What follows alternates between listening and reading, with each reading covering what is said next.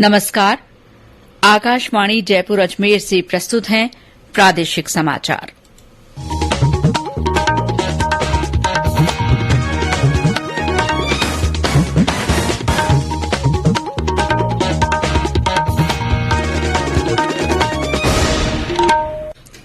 मुख्य समाचार। प्रधानमंत्री नरेंद्र मोदी ने कहा, नया भारत अपनी प्राचीन पहचान को आधुनिक आकांक्षाओं के साथ गर्वपूर्वक बनाए हुए है। प्रधानमंत्री ने वडोदरा में 21,000 करोड़ रुपए की विभिन्न विकास परियोजनाओं का उद्घाटन और शिलान्यास किया। रक्षा और गृह मंत्रालयों की रिक्तियों में अग्निपथ योजना के अग्निवीरों को 10-10% आरक्षण। प्रदेश के अनेक जिलों में बारिश जारी, किसान खरीफ फसल की बुवाई की तैयारी में लगे। और राजस्थान सहित 11 राज्यों और केंद्र शासित प्रदेशों में पोलियो टीकाकरण अभियान कल से।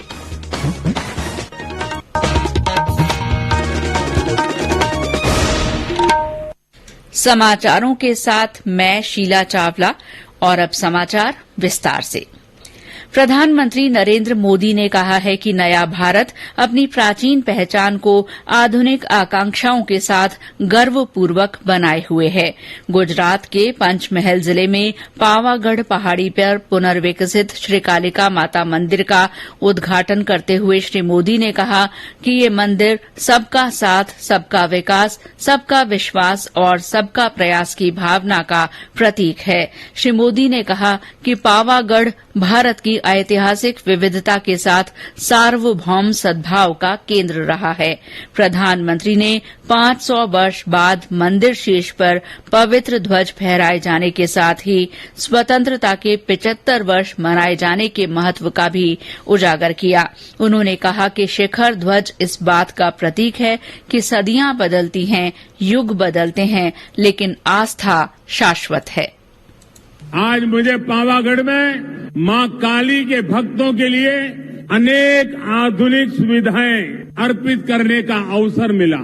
मैंने मां से देशवासियों की सुख, शांति और समृद्धि की कामना की और आजादी के अमृत काल में स्वर्णिम भारत के संकल्प की सिद्धि का मां से आशीर्वाद मांगा। प्रधानमंत्री ने आज वडोदरा में 21,000 करोड़ रुपए की विभिन्न विकास परियोजनाओं का उद्घाटन और शिलान्यास किया। इसमें 16,000 करोड़ रुपए से अधिक की रेलवे परियोजनाएं भी शामिल हैं। उन्होंने राज्य में मातृ और शिशु स्वास्थ्य को और बेहतर बनाने के लिए मुख्यमंत्री मातृशक्ति योजना और पोषण सुधा योजना भी शुरू की। इस अवसर पर प्रधानमंत्री ने कहा कि तीव्र विकास और महिलाओं का सशक्तिकरण 21वीं सदी में भारत के विकास के लिए समान रूप से महत्वपूर्ण है। भारत महिलाओं की आवश्यकताओं, उनकी आकांक्षाओं को ध्यान में रखते हुए योजनाएं बना रहा है, निर्णय ले रहा है। सेना से लेकर खदानों तक हमारी सरकार ने महिलाओं के लिए अपनी पसंदीदा काम करने के लिए सारे रास्ते खोल दिए। उन माताएं उन दरवाजों पर दस्तक दें, ये आज हमने स्थिति पैदा की है। हमने महिलाओं के जीवन चक्र के हर पड़ाव को ध्यान में रखते हुए अनेक नई योजनाएं बनाई हैं। प्रधानमंत्री नरेंद्र मोदी ने कहा है कि मां केवल एक शब्द ही नहीं है, बल्कि इसमें स्नेह, धैर्य और विश्वास जैसी भावनाएं समाहित हैं। प्रधानमंत्री ने आज सुबह गुजरात के गांधीनगर में अपनी मां हीराबा से उनके 100वें जन्मदिन पर मुलाकात की और उनसे आशीर्वाद लिया। श्री मोदी ने एक ब्लॉग में कहा कि बच्चों का अपनी मां से एक विशेष लगाव होता है। मां केवल बच्चों को जन्म ही नहीं देती, बल्कि उनके मस्तिष्क, व्यक्तित्व और आत्मविश्वास को भी नया रूप देती है। और ऐसा करते समय माताएं निस्वार्थ भावना से अपनी निजी जरूरतों और आकांक्षाओं का बलिदान करती हैं। प्रधानमंत्री नरेंद्र मोदी कल दिल्ली के प्रगति मैदान से इंटीग्रेटेड ट्रांजिट कॉरिडोर परियोजना की मुख्य सुरंग और 5 अंडरपास राष्ट्र को समर्पित करेंगे। ये परियोजना प्रगति मैदान पुनर्विकास परियोजना का हिस्सा है। इसे 920 करोड़ रुपए से अधिक की लागत से बनाया गया है। इसका उद्देश्य प्रगति मैदान में विकसित किए जा रहे नए विश्व स्तरीय प्रदर्शनी और कन्वेंशन सेंटर तक निर्बाध और आसान पहुंच प्रदान करना है। प्रधानमंत्री नरेंद्र मोदी कल शाम को दिल्ली के इंदिरा गांधी स्टेडियम में 44वें शतरंज ओलंपियाड की ऐतिहासिक मशाल रिले की शुरूआत करेंगे। अंतर्राष्ट्रीय शतरंज महासंघ ने ओलंपिक मशाल की तरह इस साल पहली बार शतरंज ओलंपियाड मशाल की शुरूआत की है। भारत विश्व का पहला देश होगा जहां शतरंज ओलंपियाड रिले आयोजित की जाएगी। शतरंज में भारत की महत्वपूर्ण उपलब्धियों और देश में शतरंज संस्कृति के सम्मान में शतरंज ओलंपियाड रिले अब से हमेशा भारत से रवाना होगी और सभी महाद्वीपों की यात्रा करते हुए मेजबान देश पहुंचेगी। रक्षा मंत्री राजनाथ सिंह ने कहा है कि अग्निपथ योजना के अग्निवीरों को रक्षा मंत्रालय की रिक्तियों में 10% आरक्षण दिया जाएगा। ट्वीट में श्री सिंह ने कहा कि अपेक्षित पात्रता मानदंड पूरे करने वाले अग्निवीरों के लिए भारतीय तट रक्षक बल और रक्षा विभाग के सिविलियन पदों तथा रक्षा मंत्रालय के अंतर्गत सभी 16 सार्वजनिक प्रतिष्ठानों में आरक्षण लागू किया जाएगा। उन्होंने कहा कि ये आरक्षण भूतपूर्व सैनिकों के लिए मौजूदा आरक्षण से अलग होगा। श्री सिंह ने कहा कि रक्षा विभाग के सार्वजनिक प्रतिष्ठानों से कहा जाएगा कि वे संबद्ध भर्ती नियमों में संशोधन करें। उन्होंने कहा कि आयु में अपेक्षित छूट का प्रावधान भी लागू होगा और इन प्रावधानों को लागू करने के लिए संबद्ध भर्ती नियमों में आवश्यक संशोधन किए जाएंगे। होम मिनिस्ट्री ने भी, बहुत सारी इंडस्ट्रीज ने भी, लोगों ने भी घोषणा की है। हमारी सरकार ने भी और ऐसी योजनाएं बना रही हैं ताकि हमारे ये अग्निवीर 4 वर्ष सेवा करने के बाद सेवा में यदि रेगुलर सैनिक के रूप में उनकी नियुक्ति नहीं हो पाती, जो 25% लोगों की होने वाली है, उसके बाद जो शेष बचते हैं वह निकलें, कहीं न कहीं रोजगार करना चाहते हैं तो उनको वो रोजगार का अवसर भी मुहैया हो जाए, कहीं न कहीं उनको एम्प्लॉयमेंट मिल जाए। कई राज्य सरकारों ने यह घोषणा कर दी कि हम यहाँ उनको प्रायोरिटी देंगे, हम उनके लिए रिजर्वेशन तय करेंगे। होम मिनिस्ट्री ने भी कह दिया, भारत सरकार की पैरामिलिट्री फोर्सेज में हम उनको नियुक्ति देंगे। प्राइवेट इंडस्ट्रीज ने भी कई ने घोषणा कर दी। पब्लिक सेक्टर अंडरटेकिंग ने सबने घोषणा कर दी कि हम उनको रिजर्वेशन देंगे। गृह मंत्रालय ने अग्निवीरों को केंद्रीय सशस्त्र पुलिस बलों और असम राइफल्स में भर्ती के लिए 10% आरक्षण देने का फैसला किया है। गृह मंत्री के कार्यालय ने ट्वीट में बताया कि आरक्षण के अलावा अग्निवीरों को आयु सीमा में 3 साल की छूट भी दी जाएगी। अग्निवीर के पहले बैच के लिए आयु सीमा में छूट 5 वर्ष की होगी। नेहरू युवा केंद्र संगठन एक अभियान के तहत देश भर के युवाओं से संपर्क करेगा और उन्हें अग्निपथ योजना की प्रमुख विशेषता की जानकारी देगा। इसका उद्देश्य योजना को युवाओं में लोकप्रिय बनाना है। इस बारे में कल युवा कार्यक्रम और खेल मंत्रालय के सचिव संजय कुमार और इसमें संगठन के क्षेत्रीय राज्य निदेशकों के बीच वर्चुअल बैठक हुई। योजना की पहुंच बढ़ाने के लिए बैठक में आवश्यक उपायों पर विचार किया गया। प्रतिपक्ष के उपनेता राजेंद्र राठौड़ ने कहा है कि युवाओं को अग्निपथ योजना के बारे में समझने की जरूरत है। एक बयान में श्री राठौड़ ने कहा कि ये नौजवानों को देश की सेवा के प्रति और देश की रक्षा के लिए प्रेरित करने की योजना है। भाजपा प्रदेश अध्यक्ष सतीश पूनिया ने कहा है कि अग्निवीर योजना से युवाओं को पिछली भर्तियों से 3 गुना ज्यादा अवसर मिलेंगे। एक बयान में श्री पूनिया ने कहा कि सेना में 4 साल नौकरी करके आने वाले अग्निवीरों के लिए वित्तीय संस्थाएं संसाधन उपलब्ध करवाएंगी।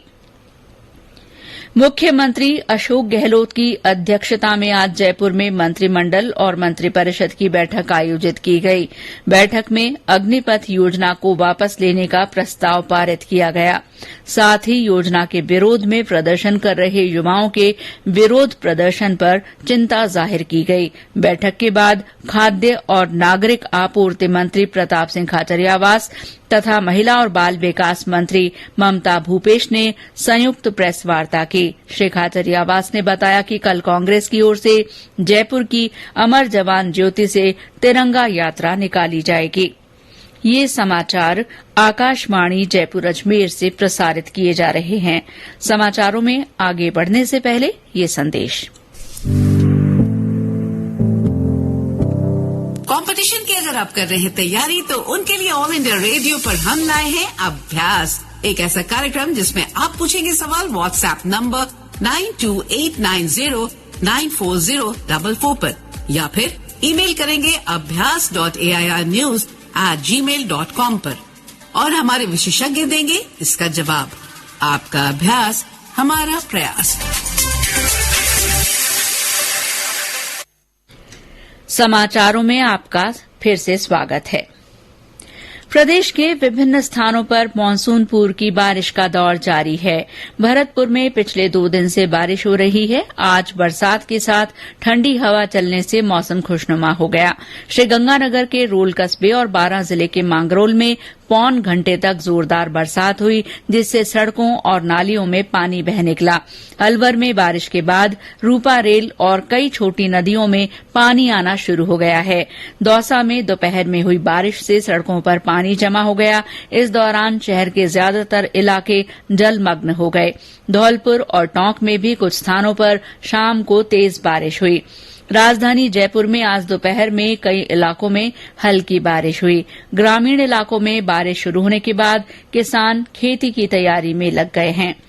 मौसम विभाग ने कहा है कि जयपुर, भरतपुर, कोटा और बीकानेर संभाग के जिलों में अगले 3-4 दिन मानसून पूर्व की गतिविधियां जारी रहेंगी। राज्य के दक्षिणी भागों में अगले 2-3 दिन बारिश की गतिविधियों में कमी आएगी। जोधपुर संभाग के जिलों में मौसम शुष्क रहने की संभावना है।